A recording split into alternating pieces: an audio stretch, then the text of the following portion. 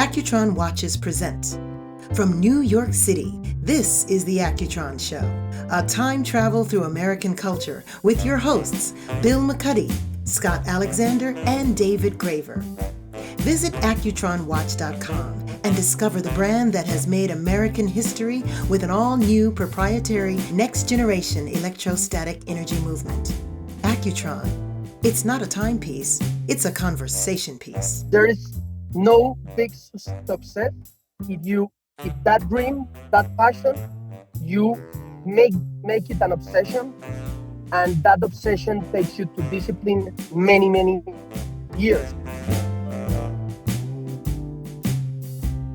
The person you heard at the top of the show was today's guest, chef, businessman, speaker, and writer Juanma Barrientos, also known as Juanma. He's here to talk about the incredible career and also a special event taking place in Miami on May 5th called Once Upon a Kitchen. Meanwhile, Once Upon a Studio, I am Bill McCuddy along with writer Scott Alexander and editor David Graver here with a brand new episode of the Accutron Show. We're cooking up something special. Don't go away. This podcast is presented by Accutron Watches. Visit our website, accutronwatch.com, and discover our iconic Space View 2020 collection, recreating the stunning visual impact of the original open dial design combined with an all-new electrostatic energy movement. Time just changed again. The Accutron Space View 2020.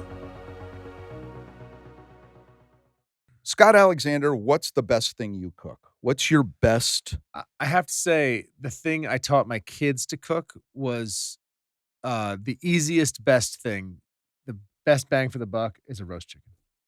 And I discovered this. I had all these fancy ways of making roast chicken, and I would take all this stuff and I'd put all the herbs and then one day I was pressed for time, and I was like, I'm just putting salt on it and put it in the oven. And it was one of the best roast chickens I ever made. Really? So you didn't put garlic under the skin? Didn't do a single thing except no salt. Well, Salt and chicken, magic. I'm not sure I'd be proud of that. David, what's your? I wanted some secret weapon in there. You want my secret weapon? It's like ribs and barbecue. I got a Traeger grill. I mean, I cook. I'm saying like the best bang for the buck.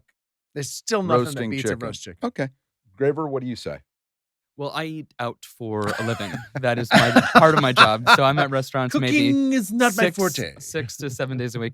However, When you get up in the morning, yeah, I do. that I white do make box in breakfast. the And I also I'm a culinary experimenter. Like I made a coq au vin. I've made frog's legs. I like to try really wild things in the kitchen, things that people wouldn't expect for someone that eats out all the time. But my life is in restaurants. My life is in restaurants around the world. And that will make live our for them. guest very happy. He has 12 or so of them in the Southeast and all around the country. In fact, the world. And he's going to talk to us about a special event that's going on in Miami at the beginning of May, if you're listening to this before that. And we'll tell you about what you missed if you're listening to it afterwards. I'm pretty good with a steak on the grill. And I do a thing with hamburgers that I saw as a hack where you put a cube of ice on it when it's on the grill. Oh, wow. And that keeps the inside from getting overcooked. Oh, you got to moisten it. And Moistening that. It's all about moisture. I'm a little dewy here today as we're doing another fantastic episode of the Accutron Show, and I'm getting hungry just thinking about our guest. He joins us in just a moment after this. Don't go away. This podcast is presented by Accutron Watches. Visit our website, accutronwatch.com, and discover our Accutron DNA collection. Reimagined for a new generation, the Accutron DNA combines breakthrough technology, precise engineering, and modern aesthetics to achieve a new level of technical excellence. The Accutron DNA, the new face of time for those who blaze new trails. Juanma Barrientos, welcome to the Accutron Show. Thank you for joining us on the run. We see that you're, people listening to this don't know, but you're actually in a car heading to a television studio. But let's back it up a little, Juanma. What was the first time you cooked for someone? How old were you, and when did you know that's what you wanted to do? This is a really funny story. It has like two answers. The first one is I didn't realize I wanted to be like a cook or a chef until I was 19. But the first time I cooked for someone, my family is my father's an entrepreneur, He's a businessman, but he created his company from scratch. So I can kind of have like entrepreneurship in my veins. And my grandmother um, was a great cook, and my mother too. So when I was around maybe 8 or 9, and I was in a small coffee town, a town where my grandfather used to have a farm where we grow coffee. That's part of my biggest love. So I have entrepreneurship and coffee in my veins. And so I used to take potatoes. I love fire. All my life I'm like a pyromaniac. So I would make fires, and when we were in the farm at night to see the stars, and have tales or play or whatever with my friends and my cousins. And one day I remember I took a big pot. I took oil, potatoes, I cut them, and I did a fire, and I put the pot in the fire, and uh, fried some potatoes. They were completely raw. They were like a mess. I took them, I put them in plates, and I sold them to my uncles and aunts and to my grandfather.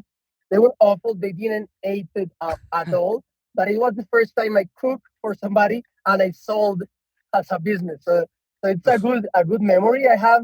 And I think maybe life was preparing me to cook and sell my food.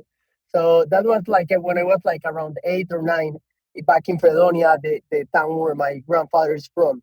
And then the other answer is like when I was 19, I was a very bad student. I passed uh, through 6 schools and 4 universities, and I never graduated.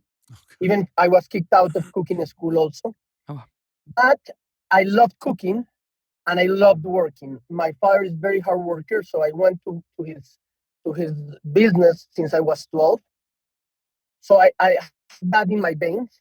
So I during all my last 2 years in school and then in the universities, I worked a lot, and I fell in love with working. So I was very responsible with my studying. So one day I said to my father, I'm not gonna study anything. I'm gonna keep working with you. I said, I want you to study something that you love to do, and I don't care if you graduate. So I quit engineering. Wow. I quit business and management, and I get into cooking school as a hobby, and I started doing cooking in school. I was kicked out because I see it as a hobby, and I never do the homework or the Uh, test or anything. But I was really great cook. So one day the dean of the school calls me and said like, "Listen, you have when you go to the kitchen, you have A's, and then when you go to a class, you have zeros, or what, I don't know how you call it. So fives and zeros. uh-huh. So you are a really good cook, but you are the worst student we ever had, and we cannot have you. I cannot kick you out because you have done anything wrong, but I'm gonna offer you, give you back the money of this semester if you volunteer to quit. So I was kind of suggested to quit wow. my at the middle of the career of cooking school. And after that, I went to do a stage in Arsac in San Sebastian, and with a Japanese chef in Argentina, Koliwa Komiyama. He's an Itamai, like a Japanese culinary master. And after that, I came back to Medellin, and I started my first restaurant when I was 23. How do you transform from one successful restaurant into an international establishment with restaurants in so many different countries? That's a good question. I think there's no one answer. I think it's a mix of many things. The first answer and the most important is, uh, it's a family work, but also people who become family during these 15 years, and they have been working with us, and we vested stocks for them to make them partners and many things. So I think the first answer is teamwork, but we call family work because also my father, my mother, my sisters, and Mm. some of my siblings are in the company. but also many people that we now love as our brothers and sisters, and we are also partners. And so that's the first question. The second question, the second answer, I think it's discipline and obsession. I think dreams and passion are very important, and I always stood for with young entrepreneurs to say to them, follow dreams or your passion. But at the end, I had concluded that there there is no big success if that dream, that passion, you um, uh, make it an obsession, and that obsession takes you to discipline many years. Because I'm about to be 40, but I've been working since I'm 16 with a salary, and I opened my restaurant 15 years ago. So my first restaurant. So many people may see me young, but I think I have a long career. Because if you have been working in business 22 years and in a kitchen for 15, you now can say you have certain level of experience. Yeah, and that is needed. Yeah. To open that many restaurants in 15 years, that's almost one a year since you opened the first one, right? I mean, that's a pretty intense pace for anyone. Yes, but it wasn't like that. I think it's exponential. So the first 2 years we didn't do anything. The second year we do a second restaurant. The 4th year we sold that second restaurant and built another Cielo, because we had a Cielo and a pasta place. Okay. We sold the pasta. With that money we built Elcielo. Then we remained like that with the second restaurant for a 5 year. Then we opened again a pizzeria. Yeah. Then we opened Elcielo Miami. Then we stayed like that for 3 years. And then we started opening around 3 restaurants or business units around a year. A year, So right. because now the company is around 400 people.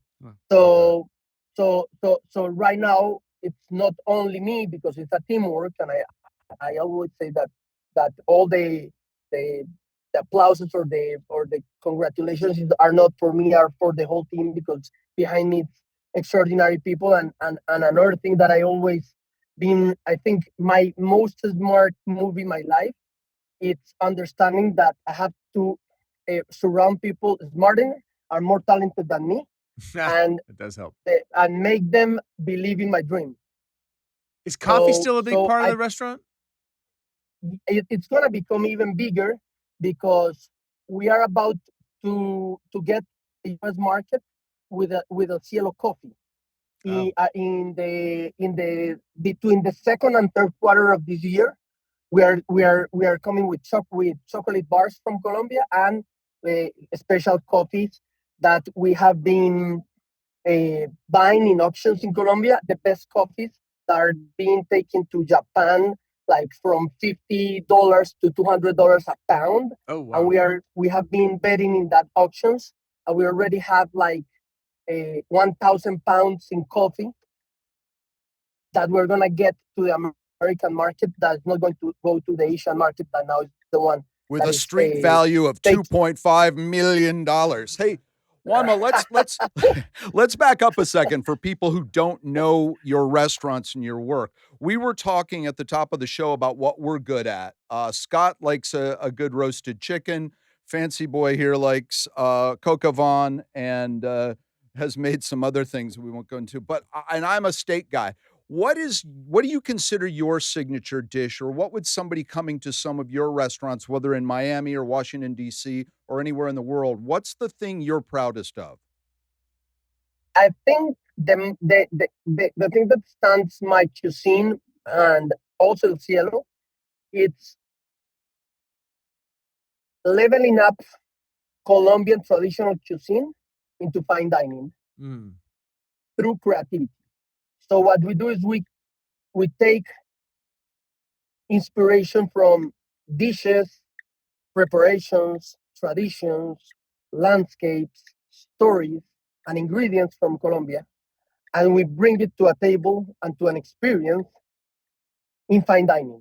And I think fine dining is not about luxury; it's about upscaling the the pure the essence and the la pureza, the purest thing of the ingredients, changing the textures and presenting in an innovative way. So I think we have done very successful that, and I'm very proud of that because we have in, for example, chontaduro, which is a small coconut size that you eat the outside part of the coconut, not the inside, and it's like orange, and it's like a really rare flavor.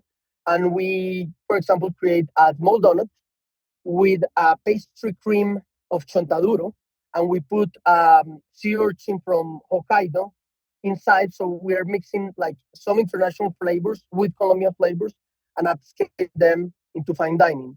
So what we're doing is we're putting the Colombian flag in fine dining in the world because we had the opportunity and the honor to be the first two restaurants, Elcielo Miami and Elcielo Washington, the first two restaurants to ever receive a Michelin star in Colombian cuisine, which is for the company very important because it's this the way we say we took our traditions and we recreate. Because sometimes people is very purist with food and they don't want recipes to be changed. But I would tell them that I love traditional food. I love morcilla. I love chicharrón. I love eating pork or rice. But sometimes I like some things that so you have different tastes for different times or moments in your week or in your life. So that's what we do. We do special dinners or special tasting menus for special occasions to people to go to have an experience, and that's why it takes so long when you're going to a fine dining restaurant, whatever the name of the restaurant is, it's very important that people understand that it's going to the opera, to an Oscar awarded movie. You are not just going to eat, and you cannot compare it with a pizzeria where you're going to have a beautiful pizza, but you're going to be there for 45 minutes. You have to be prepared to be 3 hours because there's many people that is preparing to give you an experience, a show through your senses in plate, and that's what I think is fine dining all about. So Juanma, that's we've why reached a it takes point we so like long. to I think call the many little sorbet in our show where we're going to take a break. It's called a commercial. When we come back, you're doing something very special down in Miami that we want to talk about. And you're a big fan of chocolate. There's more with Juanma right after this. Don't go away. This podcast is presented by Accutron Watches. Visit our website, accutronwatch.com, and discover our legacy collection, reviving some of the most memorable Accutron watches from the 60s and 70s. The legacy collection combines timeless design with the technical excellence of Swiss watchmaking, each limited to 600 individually numbered pieces. The Accutron Legacy Collection, inspired by the past, built for the future. Chef, welcome back to the Accutron Show. You've made us very hungry, so we're not going to keep you much longer. We appreciate it. But I think David had something based on what you were talking about earlier that he wanted to follow up on. You mentioned your Michelin stars, but that's not the summation of it. You are so highly awarded. How important are these awards and these rankings to getting foot traffic into the doors of your restaurants around the world?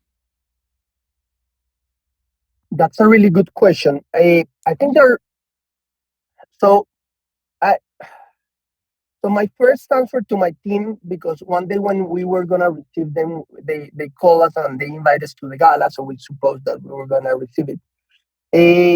My team asked me like, how do we receive that? And I told them that a Michelin star cannot be ever a goal, but it can be an illusion. You have to have the illusion to one day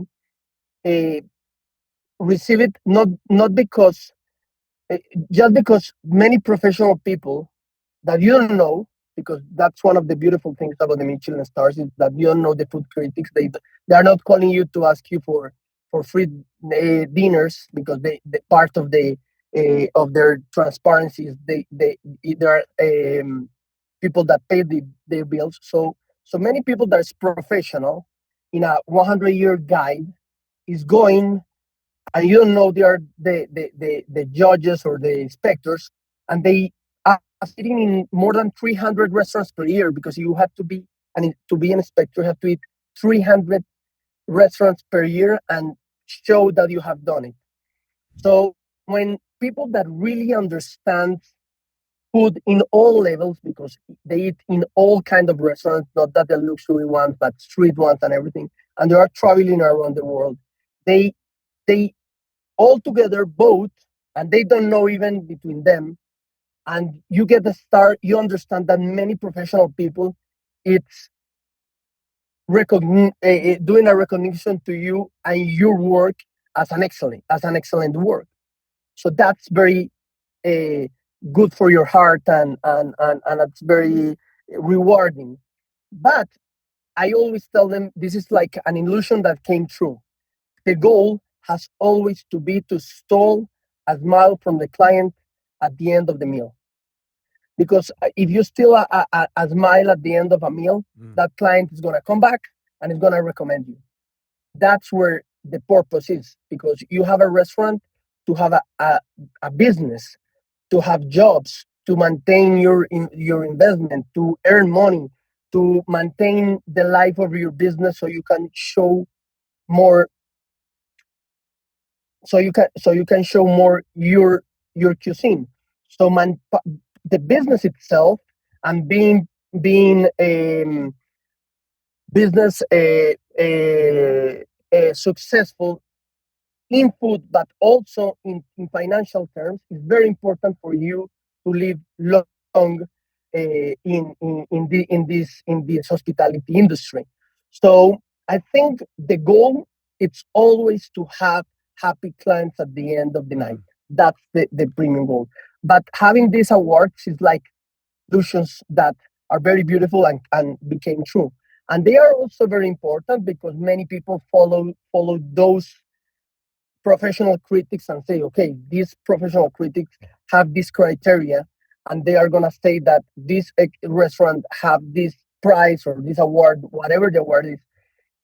You rely on that in those professionals to go to this. So I think these awards are important. In movies and in TV But shows, the most important thing is your client. Oh, sorry. In movies and in TV shows No. and in books, sometimes we see portrayals of what it's like to work in fine dining restaurants. And a lot of times it looks like it's a very high pressure situation. It's very intense. You know, you have Anthony Bourdain's books about working in kitchens, or, you know, TV shows like The Bear, or movies like The Menu, that portray these as very difficult, high pressure environments. What is your take on that sort of idea of a kitchen running that way in high pressure zones? Not like The Menu. Everybody goes alive home after. I hope not. Yeah. No. There's a movie that is kind of very accurate, called with Bradley Cooper, Brunt. Burnt. Bradley Cooper. Bradley Cooper. Brunt, yeah. So that movie is kind of accurate in what happens in a kitchen. You are always trying to get talent from everywhere, even from a local food, but you see a really good cook that he can stand the fire and everything, and you trained in fine dining. Then you have other that come from fine dining and they understand, but they don't stand up so much for the pressure. So you have different talents, and that's part of the management of a kitchen. The pressure is kind of like that. There's some myths about the inspectors throwing a fork in the floor to see if you pick it up. I think those are more myths, because inspectors are you don't know who they are, and they can come one and write everything, so you think that's an inspector. But there are ones that goes with groups of 5 or 6 to have a big dinner to see how do you manage a big table. So you will never know who an inspector is. But that movie kind of reflects the pressure, what happens in a kitchen. I think that's one of the most accurate I've seen. One of the other things that there's pressure on, you mentioned Michelin stars a moment ago, and I've been told by more than one famous chef that it's kind of a curse because the only thing that's worse than getting one is losing one. In other words, once you get a Michelin star, you have to hold on to it. Is that true? I mean, I appreciate what you're saying about just making the customer happy, but there must be also this kind of cloud that hangs over you once the Michelin folks have given you a star or two. That's completely true, but I think you have to love it enough to don't so you don't care about the pressure that to the point that you enjoy it. One, and the second is that in Spanish, the name of my restaurant is Elcielo.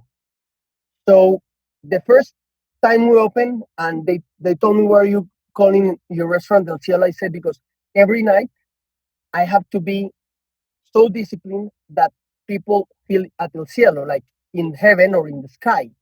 So I have the pressure from day one without the star. Mm. I'm kind of used and I like it, but I understand what they say, and it's true that you cannot afford to lose a star, especially if you have one, because if you have two, you're still in the list and you lose one, and yeah, it's a pain in the having one and losing. I think if you have one and lose one, the worst. If you have three and lose one, the worst. If you have two and lose one, is very bad, but not that bad. So, but there is a pressure, and I'm gonna tell you a small story. When they called me to told me that I was gonna receive the star, Wendell Palaunek, the president of the Michelin Star, called me with Jose Andres, and they announced my star, and they make me sign like a confidentiality agreement until they release 20 days after we're released by the Michelin Guide. So during 3 weeks, I knew I was going to receive a star. And after 1 week, I was so stressed, doing so much things I needed to do, that I went to my spiritual guide, and I told him, like, listen, I'm not enjoying this. I feel like that I'm hanging a truck in my back. And he said, like, they already gave you a star for what you were doing. You have to change anything. Keep doing what you're doing. Don't do anything new until you understand that the new needed to be done. But don't invent anything new without the needed to be invented, just for the pressure that you receive the star. And that kind of took out the pressure, and some meditations and some things that I'm very spiritual. So it helped me a lot. But I understand my first week when I knew the star, it was a really high pressure, and I understand what many chefs mention when say that. We've talked a lot about your time in the kitchen. I'm wondering if you would take some time to talk about your nonprofit work. That's beautiful. So my father and my mother are very spiritual. They teach me to meditate and do yoga and social work as my religion. They never teach us any religion, so they teach us meditation, yoga, and social work to help others. So we have done that in my family for all my life. So when I started El Cielo, I wanted to help. So I started El Cielo, and I say I'm gonna bring people I want to help. So I brought wounded soldiers mutilated by landmines, and I started like my small foundation, helping them, training them in cooking, and then I started work teaching victims, indigenous, and then I started work teaching former paramilitaries and former guerrillas, and I started doing forgiveness and reconciliation sessions with spiritual guides, psychologists, and we will meet, have a lunch together, and they forgive, and it's very intense because it's a guy that was in the army that lose a leg or an eye, and he's forgiving a guerrilla that surrendered his weapons and came to the civilian life, and they so it was a long process, but it's been 15 years since we have done it. We have helped around 2,000 people in Colombia, in the Colombian conflict. and it's been very rewarding family-wise because we have never received any donations from outside. It's all our family profits and investment from Elcielo to them. So yeah, that's what we do. You bring the enemy to the. You bring people heretofore who were not getting along together over food, and they break bread together, and they see each other's perspective, and it changes them, I assume. And after that, they go to the kitchens of Elcielo and they work there. We give them work. Right. First, we give them cooking at school, and then we give them work.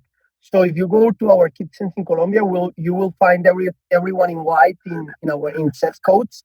But one can be a former paramilitary, one can be an indigenous, one can be a former guerrilla, one can be a former soldier that with a prosthesis in his leg, and they all work together. That's a movie. Forget Bradley Cooper. You got a movie right there, mister. Let's get on that. Yeah, sounds good. I'll write the screenplay. We're working on the screenplay right now. We're gonna pitch it. By the end of this podcast, it's gonna be greenlit. Have there been any times you mentioned earlier? One of your earliest memories was cooking potatoes badly, having them not come out correctly.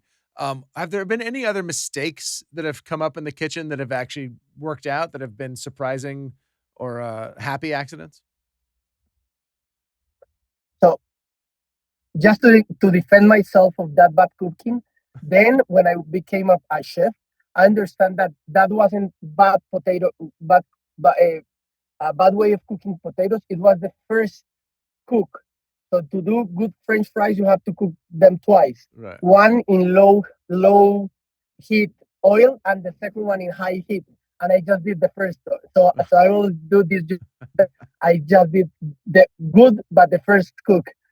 So yeah, we have to answer your question. I think creativity and creating dishes. We create around 300 dishes per year to all the restaurants because all the menus are different in each city. I think it's all about embracing mistakes. When you are creating, you have to learn from those mistakes and use them as gasoline of your creativity. Was chocotherapy, did chocotherapy start out as a mistake? That's a term that sort of you coined. Explain that to our listeners. I was in another restaurant, in a typical Colombian restaurant that when they sell chicharrón, morcilla, and I was with my nephew. He's now 17, 16. But at that time, he was around 4 or 5. He ordered strawberry juice with milk, like a milkshake. Mm-hmm. And I ordered like a soda or something, and we were waiting for the food. And he was a small kid. When the glass arrived, he poured his hands like this inside the glass and started licking the milkshake. And the waiter arrived like, let me help you. And when he was gonna clean my nephew, that he was very little, he said, no, wait, let him finish. And he finished all the milkshakes, and he was going for the second one. I say, wait, drink it with the straw. But it popped my mind. So when we ate the lunch and I came back to the restaurant, I went to the sink. I melted chocolate, and I went to the sink and washed my hands and licked them, and then washed it in the sink.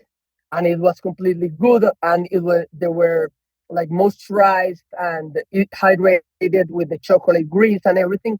So I started investigating about that, and I said, okay, we have to do it in the table. So in Colombia, also back like 100 years ago, there were a big pot with a jar with water called aguamaniles, where the grandmothers and grandfathers will wash their hands and feet in their rooms, because there were no sinks 100 years ago. So I looked for those pots, jars called aguamaniles, and then we used them and we tried them in the table. And after that, we have done it more than 1.2 million times. Wow. Oh my God. And this is, you eat it with your hands. It comes to the table and you eat it with your hands, and then it moisturizes your hands. Yeah, you lick. Yeah, I'm pretty sure I would have been sent to my you. room. I'm pretty sure I would have been in trouble at the McCuddy household if that had happened. We in the hotel we sell them for the bathtub for the couples. Oh, Wow. wow. You can bathe in chocolate? That's another You can- movie. Yes. Oh my But God. I'm not going that's more another movie. I'm not getting into that one. Maybe the other one. On May 5th, you have an event in partnership with Massimo Bottura, one of the most famous chefs in the entire world, and Bernardo Palladini. I'm wondering if you can tell us a little bit about Once Upon a Kitchen and maybe what we can anticipate. So Once Upon a Kitchen, as I was telling you about fine dining, it's all about an experience. It's not going to have dinner. It's going to have a full professional experience. So you will have a cocktail to to to to gather and to meet people. Then we are having the dinner. We're serving the dinner. Um, After that, there's an after party. So during the whole experience, there are one of the best mixologists in the world, one of the best DJs in the world, Massimo, like Bernardo doing the desserts, me, we're doing a plate inspired of Italian and Colombian cuisine. So we are doing gnocchis. Instead of potato, we are using yuca from the Amazon. Not So we're burned. doing yuca gnocchis with pecorino and black truffle. But to add a Colombian ingredient, we're putting a sweet plantain that goes perfect with the black truffle. So it's gonna be a yuca gnocchis with black truffle and sweet plantain and pecorino. It's gonna be beautiful. Oh, wow. We're gonna serve for the after party an American Colombian inspired dish. So in America you eat a lot of hot dogs and also the lobster roll with the beautiful from Maine. And we have Colombian ceviche that we also do it with lobster. So we are going to do a lobster roll of Colombian ceviche for the after party. Wow. And there's no competition, or there's no friendly competition between the three, when you get three great chefs in the kitchen? There's never a competition. Like Okay. when for example when you have for example your girlfriend and you have a problem, it's not you against the other, it's both against the problem. When we do collaboration dinners, it's the chefs against the not against, but the chefs are together solving or proposing to the client. So we are not competition. We have to be a team to do a great partnership and do goals that steal smiles. I always say that the most smiles that you steal from a client, the most important and memorable was the dinner you served. So I think Massimo, Bernardo, and me are a team to steal smiles that night. That's brilliant. Is there a story you're telling with that? Once Upon a Kitchen makes me think of a story. Is there something you're trying to kind of get across there? I think Once Upon a Kitchen is and GR8 are proposing the most exclusive food experience in the world. Last time it was in France in the Louvre. Now it's in the Miami Formula One. I think it's gonna be maybe the hottest seat, not just in town, but one of the most exclusive dinners in America this year. And I think people cannot miss it. Okay. Well, they won't if they've listened to this before May 5th. If they've listened after, they missed a great event. Listen, we're going to let you go. Before we do, you wrote a book about the translates to the recipe of success. What recipe would you give young people who want to be in your business? How do you start, and what advice would you give them? Discipline and obsession. So your passion, you have to make it your discipline, and your dream, your obsession. And there's another way to say it is macro patience, micro speed. you have micro patience in your big dream, but you have to be very fast developing hundreds or thousands of tasks during years to achieve that you have to have with patience. So do you not believe in some of these competitive shows that are on television where people are stars overnight in the cooking world? Do you watch them? I think sometimes, yes, I think the world is going very fast and these new generations are consuming things very fast. But I think if you want to have a long lasting career, you have to be patient and disciplined, because this fast success come as fast down as the way they came up. Mm-hmm. Yes. Yeah. It doesn't mean that during that high tide, it was a successful time for that chef, artist, or whatever winner of a show is. But I think you have to shoot in the long run to long term goals. Juanma, we're coming to dinner. We know we have to allot 3 hours, and we can't wait. Thank you so much for joining us today on the Accutron Show. Thank you. Bye. Thank you for listening to the Accutron Show. To listen to all of our shows, visit accutronwatch.com. To learn more about the world of Accutron, follow us on Instagram at AccutronWatch and subscribe to our podcast. From New York City, until next time, Accutron time.